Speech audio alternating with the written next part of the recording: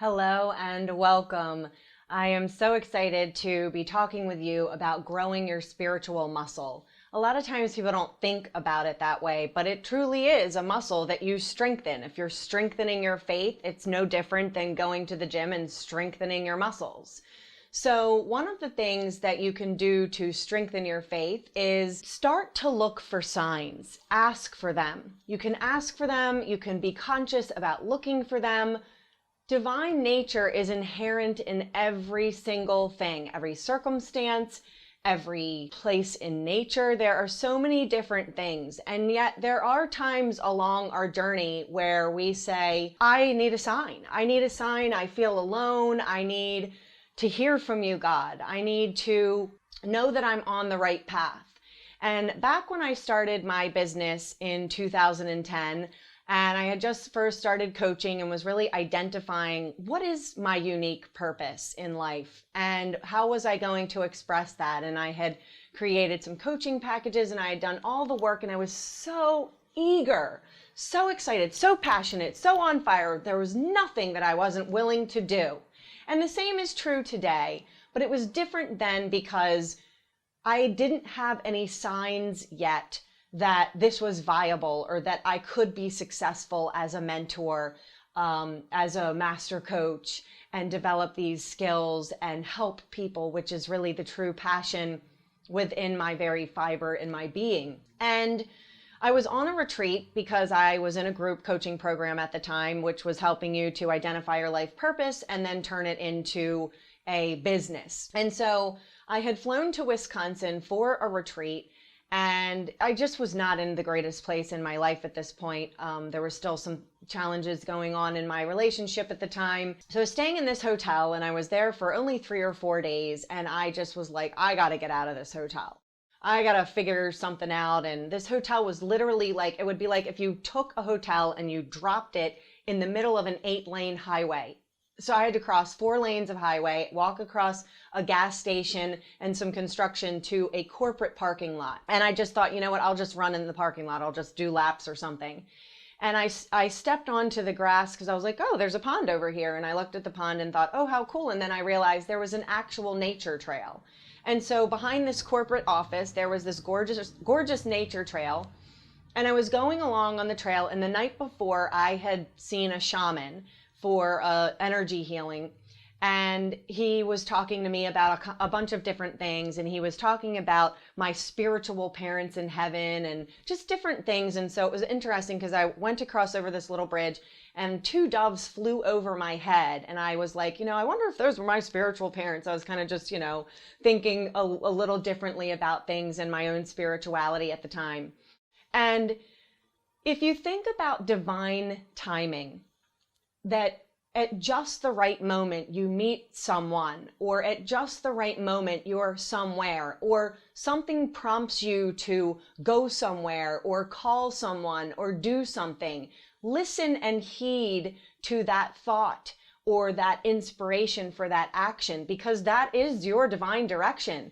And when you start listening to it and you can identify it as that's what that is, you will begin to see miraculous events and people come into your life, which is so, so incredible and literally is my journey every day, which is making my life even more exciting. There's more passion and reason for me to get out of bed because I have a curiosity like a child and I wonder what divine thing is going to happen today, and I can celebrate it, look for grace, look for signs. And so here I am, the 2 doves had just flown over my head, and I don't know exactly what caused me to look to the right at the exact right moment, but I did. And of course it was divine prompting, or whatever is animating you. Remember, what's breathing your breath, what's growing your fingernails, what's blinking your eyes, the same prompting that had me look to the right. And so when I looked to the right, what I saw was a perfect frame of leaves in a circle. And it was a couple of leaves making this circle. It wasn't that there was a branch that was going in a circle. And it was like a picture frame. And directly in the center of these leaves making this circle was a blue heron's head. Now, I had not seen a blue heron before ever in my life. So some of you may be thinking, big deal. but I had never seen a blue heron before, and it was one of the coolest creatures that I still till this day am awestruck by. Their skinny little legs that holds them up, and I've been told that one of my spirit animals is a heron, and it makes sense because I do forge forward and have tons of passion about things, and I'm completely fine doing things on my own, and just like the heron, standing strong on those tiny little skinny legs and being strong and being independent. And not that I don't do things with groups and that sort of thing, but just the nature of the heron itself. And I was just really blown away, and I stood there in awe for several minutes.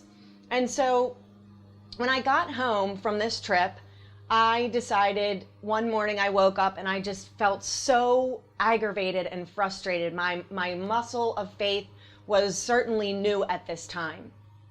And I was just pissed off with God. And one of the things that Michael told me in this shamanistic healing was, it's okay to get angry with God. It's okay to say, hey God, it's hard here on earth. We need money to do what we're doing for our life purpose. And that was like a huge revelation for me because I was brought up Catholic, and like, you don't talk to God like that. And what him telling me did that was such a beautiful gift was he helped me to see that the relationship with God is no different than a relationship with anyone else in your life, for that matter. And if you're married, or you have a partner or a spouse, or if you've even gotten into a fight with a friend or a family member one time, you know that you're going to get angry, and you might need to say, hey, look, you did this and it pissed me off, or it made me feel this way. And, certainly continuing to cultivate conscious communication.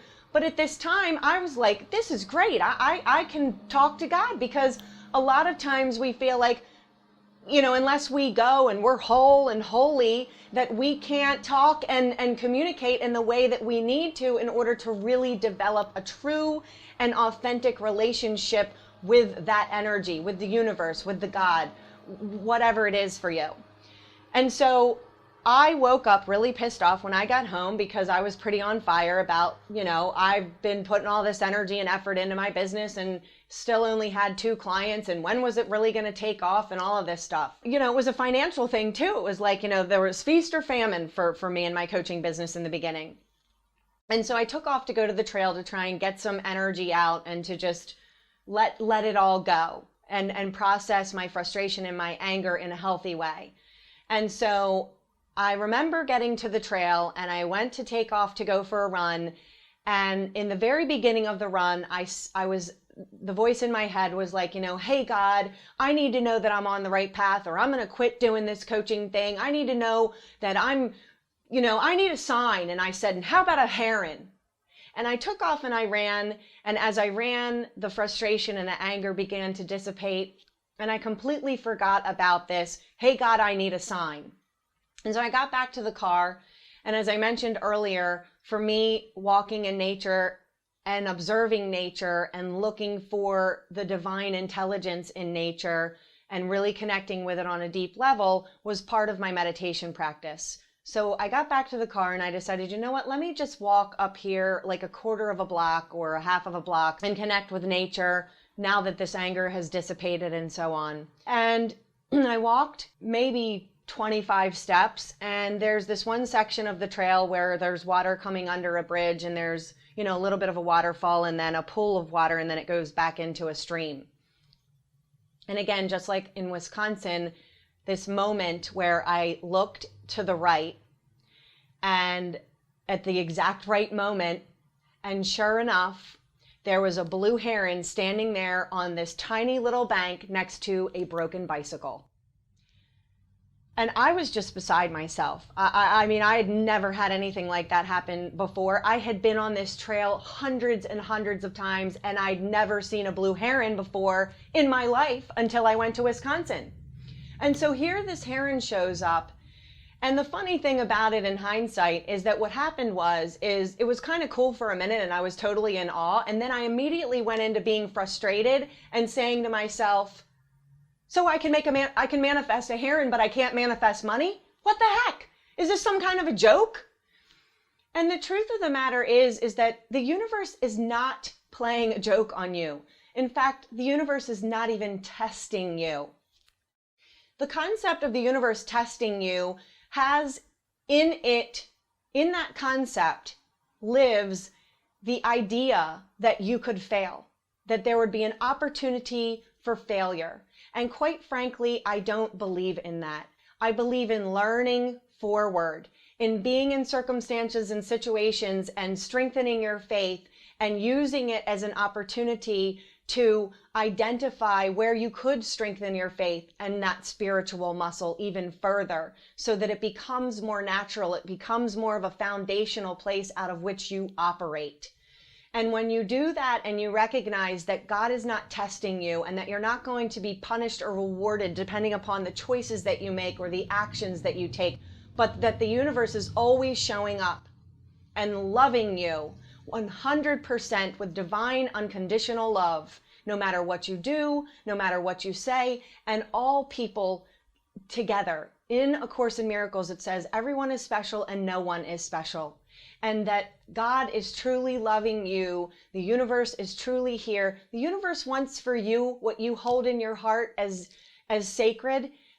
It wants it even more for you than you want it for yourself. So when you adopt those beliefs, you strengthen your spiritual muscle and you begin to look for the signs that continue to solidify that truth until it becomes the truth that you have returned to inside of yourself because it is your true nature.